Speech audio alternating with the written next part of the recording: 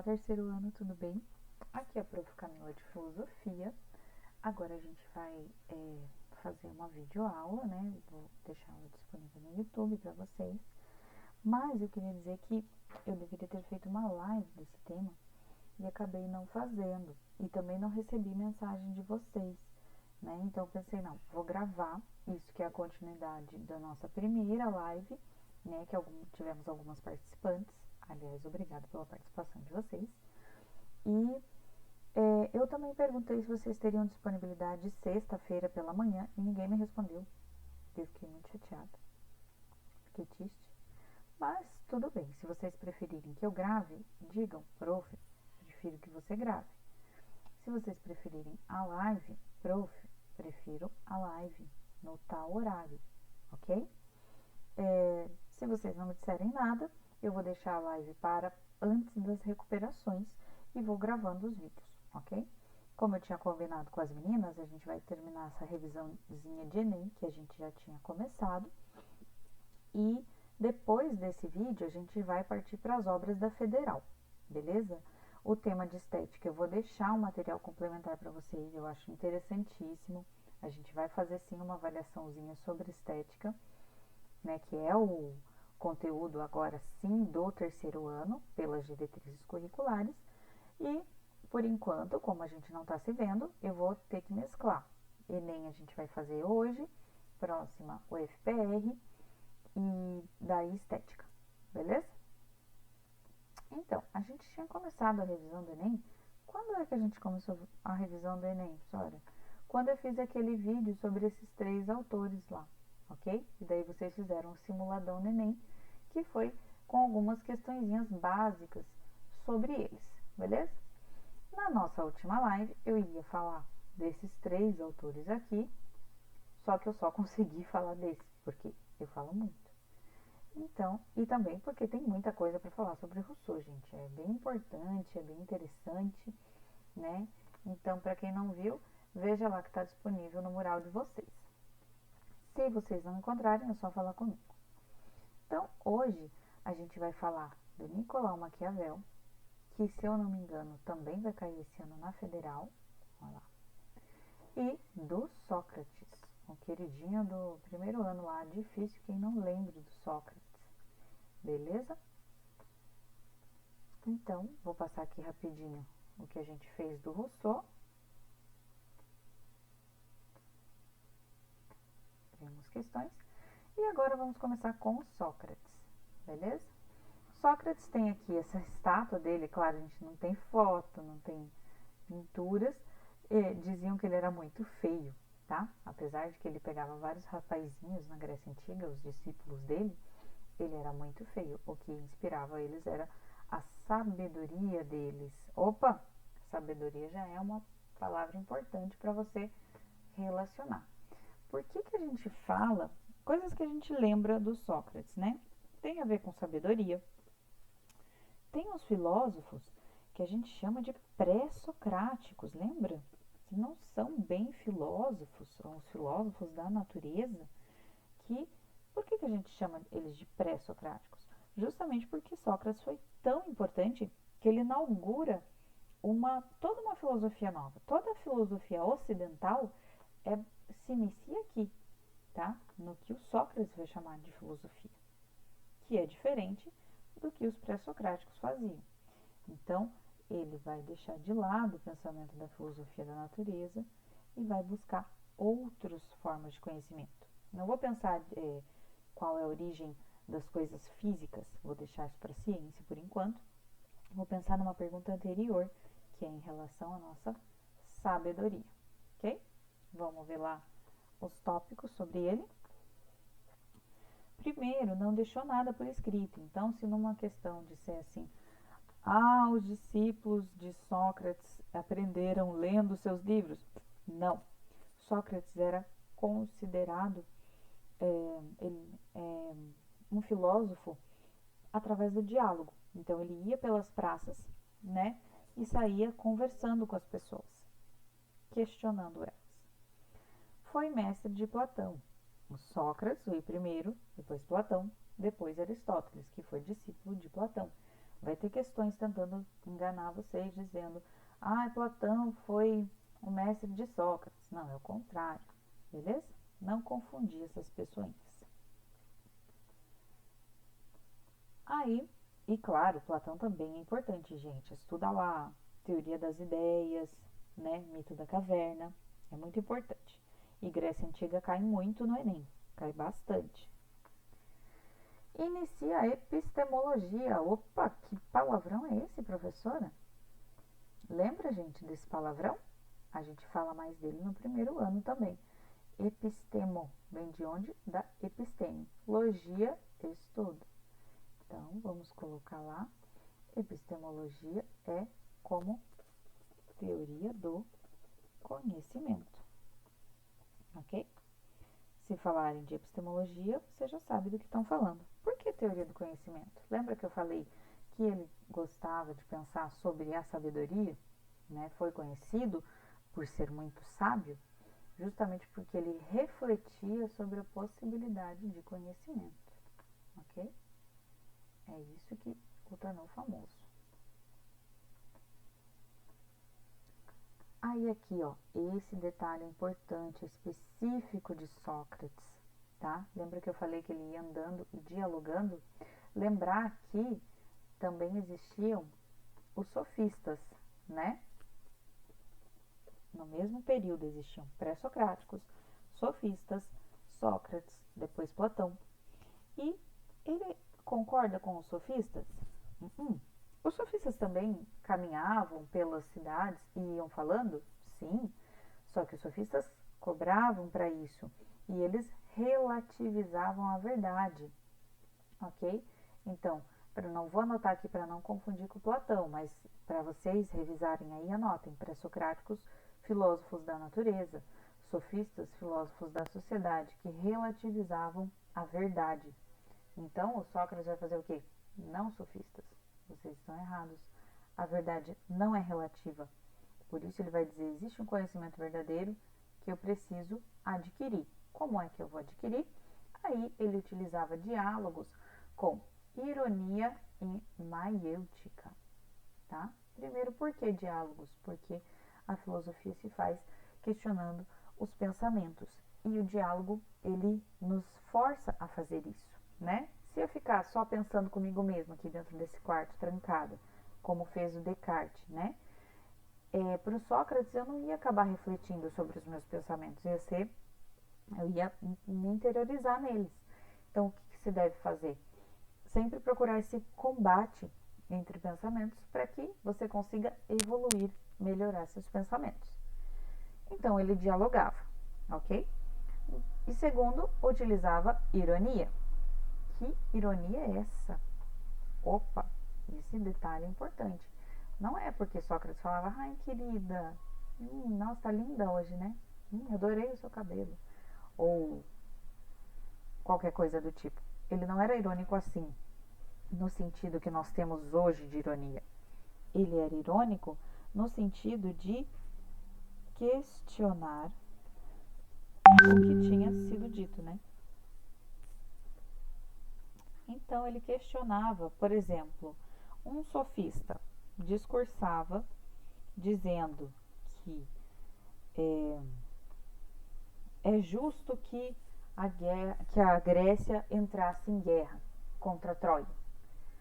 Aí o que o Sócrates faria? Né? Ele ia falar, não, eu discordo. Opa, não, isso não evolui o pensamento. Ele ia pensar, bom, é interessante esse posicionamento seu, mas o que você entende por justiça? O que é a justiça? Então, ele vai questionar o que tinha sido dito, ele não vai ficar afirmando nada, ele vai questionar a partir de perguntas. Isso é a ironia socrática. E a partir dessas perguntas, faz com que a pessoa consiga refletir profundamente sobre aquilo que ela pensava conhecer, ok? Essa é a primeira parte da ironia. A segunda parte é a maiêutica. O que é a maiêutica? A palavra feia vem da profissão da mãe do Sócrates, que era parteira, né? o que ela fazia? Ela dava luz a novas vidas. Ele dizia que ele era um parteiro de ideias. Ele dava luz a novas ideias, ideias melhoradas, né? Então, por exemplo, a partir do momento que aquela pessoa lá, aquele sofista, pensou, refletiu sobre o que era justiça e percebeu que talvez ele não conhecesse o que era justiça. Então, agora, ele vai poder formar uma ideia melhor sobre o que é justiça. Essa é a parte da maiútica. Quando eu questionei a minha opinião a partir da ironia e consegui chegar numa ideia melhorada a partir da maiútica, tá? Então, primeiro a ironia, depois a maiútica. É o que chamam também de método socrático. Esse é o método socrático. Ah, mas onde é que a gente vê o método socrático, professora? Nos escritos de Platão. Foi Platão que escreveu sobre o que Sócrates fazia, ok? Então, por isso a gente tem, por exemplo, o Hípias Maior lá que vocês já leram no livro do Estado e foi escrito por Platão, mas é uma história sobre Sócrates, ok? Então, por isso é muito dúbio ainda qual é a figura de Sócrates. Nós temos escritos de Platão, de Sófocles sobre Sócrates e são Sócrates diferentes. Então, o Sócrates que a gente estuda na filosofia é a partir do Platão, tá?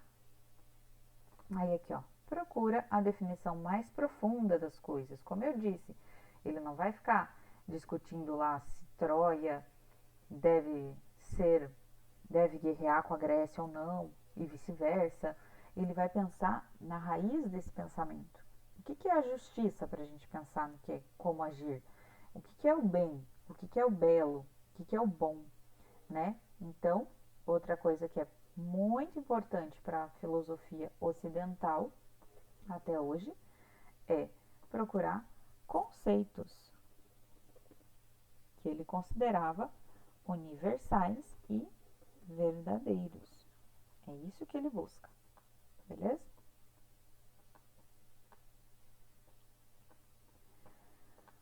Aí outra frase que tem muita relação com o pensamento dele é essa aqui, ó. Conhece-te a ti mesmo. É a frase do templo de Delfos, que é dedicado a Apolo. E lá, nesse templo, estava escrito: conhece-te a ti mesmo. Foi lá que um dos discípulos de Sócrates perguntou às sacerdotisas, né, ao oráculo, quem era o mais sábio. E disseram: Sócrates é o mais sábio. Aí Sócrates ficou, aí foi lá e contou para Sócrates, né? Sócrates ficou: epa, como assim? Eu sou o mais sábio? Aí ele começou a refletir: putz, agora eu vou ter que conversar com quem eu achava que eram os mais sábios para saber por que Apolo considera que eu sou o mais sábio. E aí ele começou a utilizar a ironia maiêutica, questionando o pensamento dos demais, e conseguiu entender que ele procurava a definição mais profunda das coisas e por vezes não conseguia encontrar, mas ele procurava. Então, ele percebeu por que ele era mais sábio. Por causa disso aqui, ó. Só sei que nada sei. O que significa o só sei que nada sei? Os outros, eles pensam que sabem e nada sabem. A minha sabedoria não é porque eu sei de todas as coisas, é porque eu compreendo que eu não sei de nada. Por isso que eu estou falando, ó, teoria do conhecimento. Ele está refletindo sobre qual é o saber que nos cabe e como atingir. Não quer dizer que ele é possuidor do conhecimento. Não, isso aqui é importantíssima essa frase, porque ela sintetiza a filosofia dele. Só sei que nada sei. Eu tenho conhecimento da minha ignorância e isso me torna sábio. Beleza? Isso tudo que ele fez. Opa, foi mal, gente. Isso tudo que ele fez levou a que? A muitas honras? As pessoas amando ele? Não. Ele é condenado à morte na democracia grega por negar os deuses e perturbar a ordem, né? Porque ele corrompia a juventude nos seus discípulos. Então, e ele estava perturbando as estruturas de poder, né? Que apesar de ser uma democracia direta, existia muita gente importante na Grécia Antiga que acabava sendo questionada por ele, né? Ter suas ordens questionadas e que não gostavam do que ele fazia. Peraí, ele está fazendo o povo pensar, é isso mesmo? Não, nós não queremos isso. Então ele vai ser condenado à morte, tá? E nós temos essa história contada, já caiu no vestibular da UFPR também, na Apologia de Sócrates. Ele teve que ir na Ágora, né? Que é, digamos, uma assembleia dentro da democracia grega, e foi lá discursar para se defender, a apologia, essa defesa de Sócrates, tá? E todo no discurso dele, ele explica o que ele fazia, explica o que ele procurava, explica por que ele usava ironia, explica por que ele era considerado mais sábio, por que ele não negou os deuses. E daí ele diz, no final, entre parar de filosofar e morrer, ele escolhe morrer. Os discípulos dele até conseguiram fazer uma forma que ele pudesse fugir, mas Sócrates disse que não, que a, a filosofia para ele era uma tarefa, né, que foi dada pelo próprio Deus deles, segundo ele. E se a sociedade dele não encarou, se ele não conseguiu auxiliar a sociedade dele com essa tarefa, então é melhor que ele morra. E ele vai lá e toma cicuta e morre. Por entender que filosofar é sua missão, ele tem obrigação de fazê-lo para contribuir com a sua sociedade. Se ele não pode mais fazer, não tem para que ele viver. Foi essa a escolha dele. Por isso ele toma a cicuta para selar o seu destino. A cicuta era uma plantinha venenosa, né? Da qual eles preparavam uma bebida para que a pessoa morresse. Ok? Esse é o Sócrates, pai da filosofia ocidental, polêmico, né? E muito querido por várias pessoas. Odiado por Nietzsche, por exemplo. Isso a gente vai ver mais pra frente. Vamos ver uma questãozinha sobre ele? Da FATEC. Sócrates, grande filósofo grego, formou numerosos discípulos que seguiram diferentes caminhos para buscar o conhecimento real. A grande preocupação socrática era: vamos aumentar aqui, né, que essa letrinha ninguém pode. Interpretar o mundo como sendo espiritual e organizado segundo uma moral baseada em verdadeiros conceitos imutáveis. B. Compreender as causas primeiras, os fins últimos de todas as coisas, pois só se pode dizer que se conhece alguma coisa quando se conhece a causa primeira. Falei em causa primeira, gente? Será que falei? Ou C. O autoconhecimento que poderia ser obtido por meio da ironia e da maiêutica, métodos que consistiam em fazer indagação, fingindo ignorância para despertar o interlocutor? Desconsiderem esse O aqui. Fazer um estudo crítico da história, comparando a história grega com os dos povos orientais, a fim de mostrar que o mundo era mais amplo do que se imaginava? Ele falava de outros povos? Na filosofia ocidental a gente costuma respeitar os outros povos, o pensamento deles?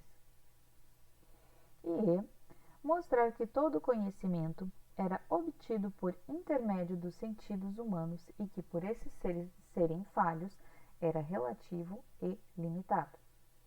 Vou deixar um tempinho aqui para vocês lerem. Não vai ter musiquinha, né, gente? Só se eu cantar aqui. Mas não vou fazer isso.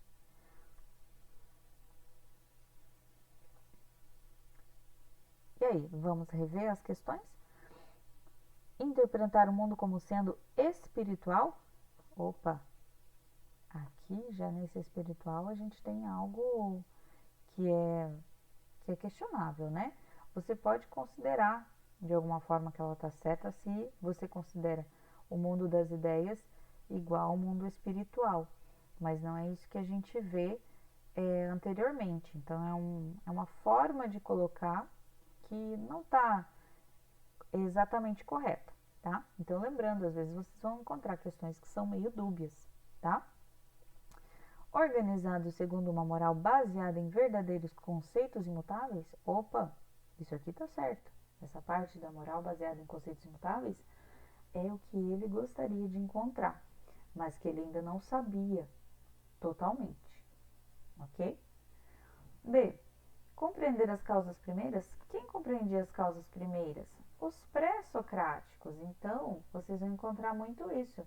Alternativas que falam do entorno do autor para confundir vocês mesmo. É uma alternativa safadinha. Então, essa alternativa fala dos pré-socráticos e não de Sócrates. Por isso, ela está errada. Bem, o autoconhecimento, opa, a sabedoria tem que ser encontrada por mim mesmo, né? Por eu mesmo. O autoconhecimento, lembra daquela frase lá, conhece-te a ti mesmo, que poderia ser omitido por meio da ironia? Opa, também vimos ironia. E da maiêutica? Também vimos maiêutica. Métodos que consistiam em fazer indagação, questionamento, fingindo ignorância, para despertar o interlocutor? Opa, tá bonita essa aqui, né? Achei bem bonita, gente. Fazer um estudo crítico da história, comparando a história com a história grega? Não, a gente viu que ele não fazia isso. Ele pensava no pensamento grego, não em outros povos. Mesmo que eles tivessem contato com outros povos e que a filosofia tenha se originado também do contato com esses outros povos, ele não refletia sobre isso. Mostrar que todo conhecimento era obtido por intermédio dos sentidos humanos e que por esses serem falhos era relativo e limitado? Não, essa alternativa aqui também, ela está muito mais próxima do pensamento de Platão, de certa forma, e principalmente ela está bem nos moldes e no vocabulário do Descartes, que a gente já viu, tá? Então também não é. Ok? Essa aqui está cancelada. Sobrou que a gente podia ficar em dúvida entre a A e a E. E a C. A mais correta, gente, é a C, tá? A nossa questão correta. A, essa parte aqui, ó, ela tá meio errada, pelo menos não explicada. Então, por isso, não é a alternativa A. Alternativa C, correta. Ok? Vamos para a próxima? UESP, Piauí, Universidade Estadual do Piauí. De tal modo, deixa eu trocar aqui. De tal modo, nossa cidade se distanciou dos outros homens no que toca ao pensamento e à palavra, que os seus alunos se tornaram mestres dos outros, e o nome de gregos já não parece ser usado para designar uma raça, mas uma mentalidade. Olha lá a filosofia ocidental, no berço da civilização grega, né? E chamam-se helenos mais os que participam da nossa cultura dos que ascendem a uma origem comum. Então ele está falando dessa mentalidade grega que parecia ser única, né? E até hoje a gente ouve tanto como um berço da civilização ocidental. Deu tão certo, digamos assim, historicamente, que até hoje nós nos comportamos como eles. Pensa, opa, estou pegando a alternativa já? Pensando o conjunto do legado cultural da antiguidade clássica ao Ocidente, a leitura desse trecho atribuído a Sócrates permite afirmar acertadamente o seguinte, exceto: A. Os gregos transformaram-se de tribo nômade em nação sedentarizada. B. O ser grego ou heleno é como ser sinônimo de uma certa forma de pensar. Essa alternativa, ela sintetiza o que está escrito ali, né? Mentalidade, vejam lá. C. A cultura filosófica grega fixou e desenvolveu suas raízes de tal maneira e perenidade perdurou no tempo, né? Que no Ocidente dos séculos seguintes essa herança se tornou fundamental. A invenção da cidade grega é, em certo sentido, a invenção da própria ideia contemporânea de república e de democracia, né? Lembra a democracia que a gente considera tão moderna, né? Tão nova, ela está presente lá nos gregos.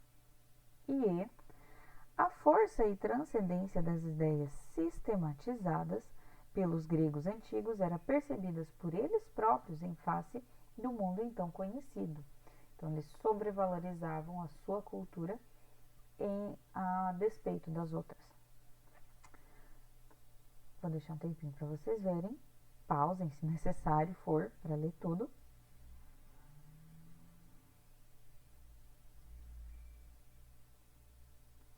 E aí, qual é a única que a gente não consegue ver aqui nesse trecho? Lembrando, né, que ideias que são importantes para todas as questões. Ai, não lembro de Sócrates, não lembro, não sei nem o que é Grécia.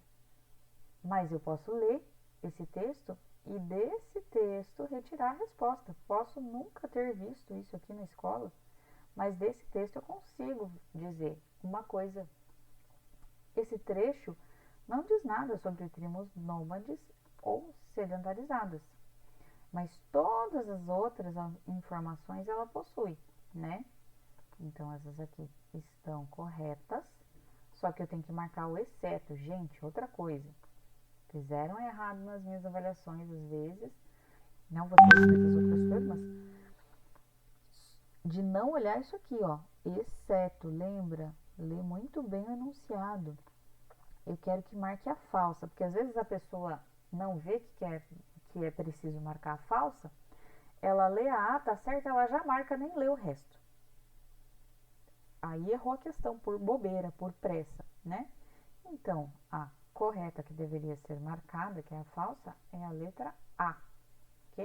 Vou escrever aqui esse A. A. Fechou?